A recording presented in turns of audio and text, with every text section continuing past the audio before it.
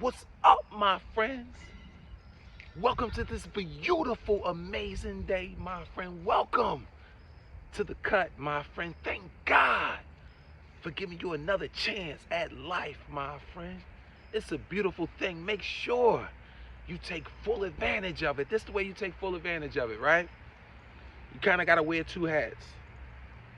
You got to live today, leave everything on the floor, leave everything in the field of life as if today is your last day alive. But you also have to prepare for tomorrow as if you're going to live forever. Go ahead and try to digest that, my friend. You got to wear two hats in life. You got to live today as if it's your last day on earth, but then you got to prepare for tomorrow as if you're going to live forever, my friend. That's how you make today amazing. That's how you maximize today, and you do that each and every day, my friend. I got an amazing message for you today. I was thinking, and I want to share it with you, my friend. You know, social media is a beautiful tool. But you have to understand, it's a tool. It's just a tool. It's just a source, right? But it's a strong source, very impactful source, because it's controlling the way people think. It's confusing people from being able to separate fantasy from reality. See, social media has created a bunch of people and transformed people into reporters, analysts, and co-signers. Like, everybody has an opinion, and that's a great thing. Because diversity of thought, diversity of opinion is what's going to take the world to its highest peak, my friend. You got to include everybody's thoughts, everybody's opinions. Not just a few people, not just one group, no, everybody. So that's a great thing. Social media allows freedom of expression. For the most part, we're starting to see something different. But it's also allowing everybody to have a voice, which is vital, which is very important. But I like to compare the voice on social media with the audience or the spectators at the game, whatever sport, because they're so close to the game. They think that they're impacting the game. They think that they're controlling or have some kind of hand or say in the game because they're so close to it. But they really don't. All they're doing is making noise. All they're doing is distracting the other team, right? Same with social media. Because you get to see things, you get to have an idea of what's going on in the world, and you have the autonomy to respond on different people's posts, to leave a comment, is making people think that they really have a part of those people's lives, or they're really impacting those situations. But a lot of times those people who you're commenting on their posts, they don't even see you. They don't even read that. You're just making noise. Just like the audience, the spectators at a game. But we need diversity of opinion. We need diversity of thought.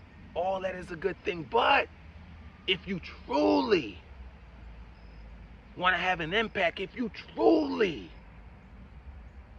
want to change the course of life, if you truly want to put your stamp on life, my friend, social media won't do it. Being a spectator won't do it. You got to get in the game, my friend. It's the only way. You got to get in the game, right? Here's the thing, right? You got to stop wasting time allowing your insecurities, because you know that's what it's all about. You got to stop wasting time allowing your insecurities to keep you on the sideline. It's all about your insecurities. It's all about what the people going to say, what the people going to think. And you know that, my friend. It's about time you accept that and be real about that, right? See, you gotta understand insecurities. Insecurities are very clever, but also very, very selfish. And here's how. They're so clever and so selfish because they trick you in wasting all of your precious time and energy focusing on them. That's how clever, that's how slick your insecurities are. They trick your life into focusing solely on them. Amazing, right? And you don't even realize it. But this is how you're wasting your time. You're focusing on your insecurities, but here's the thing. Nobody cares about your insecurities. You know why? Nobody's checking for your insecurities. You know why? Nobody's looking for your insecurities, and you know why? Because they're too busy trying to hide their own, my friend. We all got problems, strengths, weaknesses, fears, and insecurities, my friend. They're not looking at yours because they're too afraid that somebody's looking at theirs. So stop even worrying about your insecurities. Stop caring about other people's perception, my friend. Live your life and run your race, my friend. But first, you got to get in the game, my friend. You got to stop just being a spectator. You got to stop thinking that noise you're making, although it's loud, you got to stop thinking that that's impacting the game. The only way to truly impact the game is to get in the game, my friend. And here's the thing. Here's 3 reasons why you got to get in the game, right? Number 1, here's the thing.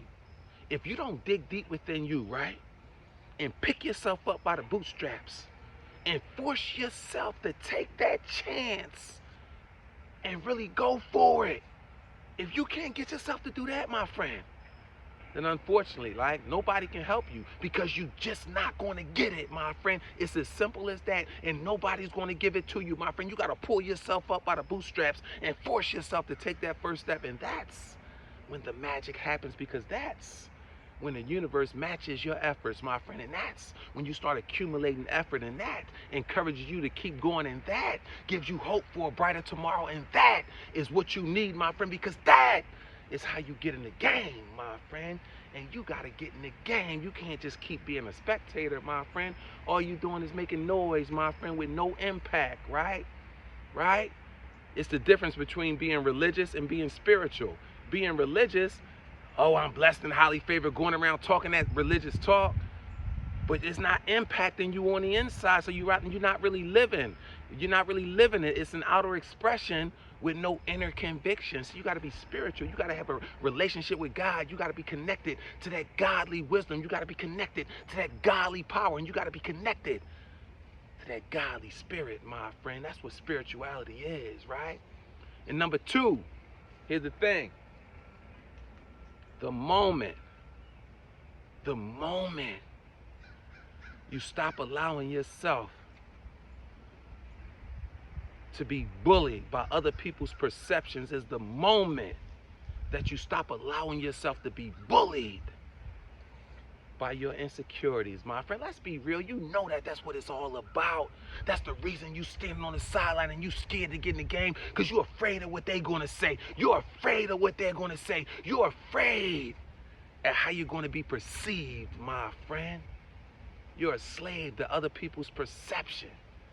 And that's keeping you on the sideline, my friend. That's preventing you from getting in the game, which is preventing you from impacting life, which is preventing you from maximizing your potential, which is preventing you from aligning with your purpose, which ultimately prevents you from serving to your greatest capacity because you're not ready. You'd rather be a spectator rather than getting in the game, my friend. Come on, right? And number 3, you got to develop a greatness mindset. A mind bold enough to believe, my friend. Here's the thing, right? If you don't make up your mind, my friend, and decide today to get in the game, my friend, the game will keep changing faces on you, my friend, and you're going to run the risk of not being allowed to get in the game, my friend. Because just like I said with that social media where everybody has a voice, you're slowly seeing how everybody don't have a voice. You're slowly seeing how they're putting caps on what people can and can't say. You're slowly seeing how that vehicle is changing. You're slowly seeing how the world is changing. You're slowly seeing how history is starting to repeat itself. You're slowly seeing what our forefathers, what our parents, grandparents, great-grandparents have been telling us and showing us. You're slowly seeing it reemerge in real time. You know why? It really didn't go nowhere, my friend. It was just hitting under this rock, hitting under that rock, my friend. Stop being satisfied with simply being a spectator, my friend. It's time for you and me and for everybody else, my friend, to get in the game, because you were born to be great.